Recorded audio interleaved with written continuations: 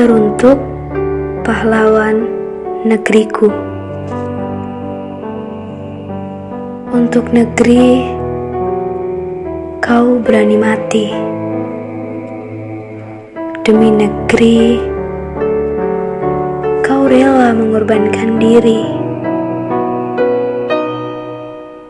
Saat kau terjatuh, kau berani untuk bangkit. Tubuhmu berlumuran darah.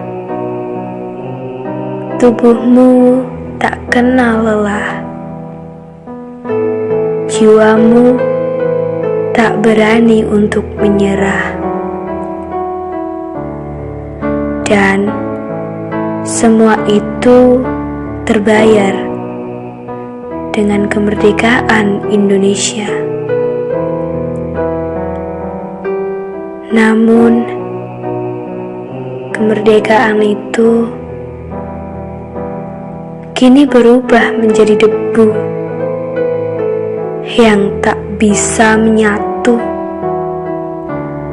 seakan cacat tak bisa bersatu. Andai kau tahu bangsa ini sekarang, andai kau berdiri di sini sekarang, mungkin senyummu akan berubah menjadi tangismu. Tawamu akan berubah menjadi sedihmu. Wahai pahlawan negeriku, aku rindu semangat juangmu.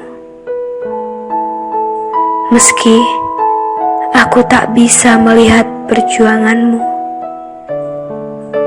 tapi aku tak akan pernah lupa akan semua jasa-jasamu. Taktik tempur Malabi, yaitu menyebar pasukannya ke seluruh kota Surabaya, justru memperlemah posisi pasukan Inggris yang hanya berjumlah 1 brigade. Bismillahirrahmanirrahim. Merdeka! Saudara-saudara, rakyat jelata di seluruh Indonesia, terutama saudara-saudara penduduk kota Surabaya. Proklamasi. Kami, bangsa Indonesia, dengan ini menyatakan kemerdekaan Indonesia. Hal-hal yang mengenai pemindahan kekuasaan dan lain-lain diselenggarakan dengan cara saksama dan dalam tempo yang sesingkat-singkatnya. Jakarta, 17 Agustus 1945, atas nama bangsa Indonesia, Soekarno-Hatta. Kabar gembira kemerdekaan Indonesia disambut sukacita oleh semua lapisan masyarakat hingga pelosok Indonesia. Namun, ternyata perjuangan rakyat Indonesia dalam mempertahankan kemerdekaan dari penjajah belum selesai. Berbagai peristiwa pergolakan terjadi di berbagai daerah di Indonesia, dari peristiwa pertempuran 5 hari Semarang, peristiwa Medan Area, peristiwa Ambarawa hingga pertempuran 10 November. Pertempuran terbesar yang terjadi pasca kemerdekaan yang menewaskan ribuan rakyat Surabaya gugur, dimulai tanggal 25 Oktober. Divisi 23 mendarat di Surabaya di bawah pimpinan Brigadir AWS Malabi. Tujuan kedatangannya adalah untuk mengungsikan tawanan perang, melucuti senjata dan mengembalikan serdadu Jepang ke negaranya. Selain itu juga untuk menjaga keamanan dan ketertiban. Tanggal 26 Oktober tahun 45 terjadi kesepakatan antara pimpinan RI dan AWS Malabi. Isinya: 1. Inggris hanya melucuti senjata tentara Jepang. 2. Menjamin keamanan dan ketertiban. dan yang terakhir adalah membentuk kontak biro. Setelah terjadi kesepakatan antara kedua belah pihak, pada malam harinya Inggris mengingkari janjinya. Pasukan peleton dari Field Security Section di bawah pimpinan Kapten Shaw melakukan penyergapan ke penjara Kalisosok. Keesokan harinya dilanjutkan dengan menduduki pangkalan udara, pelabuhan Tanjung Priuk, kantor pos, dan gedung internasional. Pertempuran terjadi antara rakyat Surabaya melawan dengan pasukan Inggris tanggal 28 sampai tanggal 29 Oktober tahun 45. Tercatat 18 perwira dan 374 serdadu tewas, sementara pihak Indonesia kurang lebih ada 6.000 orang yang tewas. Melihat kejadian yang terjadi di Surabaya, akhirnya Komandan Pasukan Sekutu menghubungi Presiden Soekarno untuk mendamaikan perselisihan. Tanggal 30 Oktober tahun 1945, rombongan dari Jakarta, yaitu Bung Karno, Bung Hatta, dan Amir Syarifuddin datang ke Surabaya dan disepakati perdamaian kedua belah pihak dengan membentuk kontak biro. Setelah rombongan Soekarno kembali ke Jakarta, seluruh anggota kontak biro bersama-sama menuju lokasi pertempuran yang berada di Gedung Internasional di Jembatan Merah. Gedung ini masih diduduki pasukan Inggris, sementara pemuda mengepungnya dari luar. Dengan datangnya Malabi, pemuda menuntut agar pasukan Inggris mengosongkan Gedung Internasional. Disinilah kemudian terjadi baku tembak yang mengakibatkan tewasnya AWS Malabi yang pada saat itu sedang berada di mobil di pemberhentian tram listrik dekat jembatan. Tiba-tiba mobil yang ditumpangi Malabi meledak dan tewas. Hal inilah yang kemudian memicu kemarahan pasukan Inggris.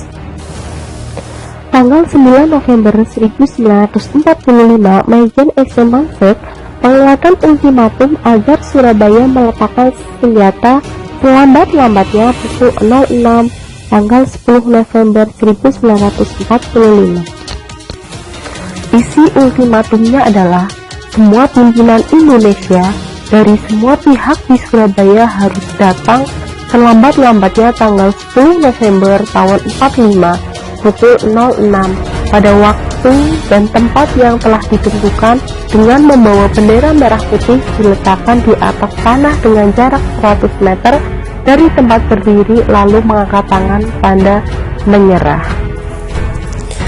Tanggal 10 November 1945 terjadilah pertempuran sengit di Surabaya.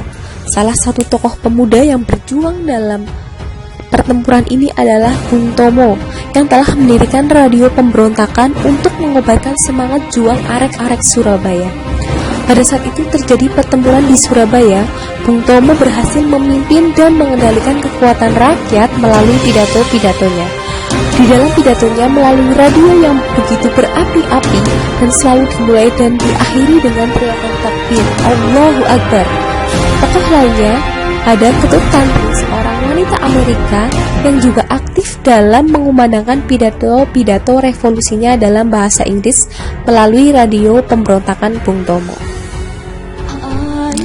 Tanggal 10 November 1945, waktu habisnya ultimatum, akhirnya Inggris menggempur Surabaya dari darat, udara, dan laut. Pengeboman terjadi di mana-mana, ratusan orang tewas dan luka-luka. Inggris berhasil menguasai pertahanan pertama di Surabaya.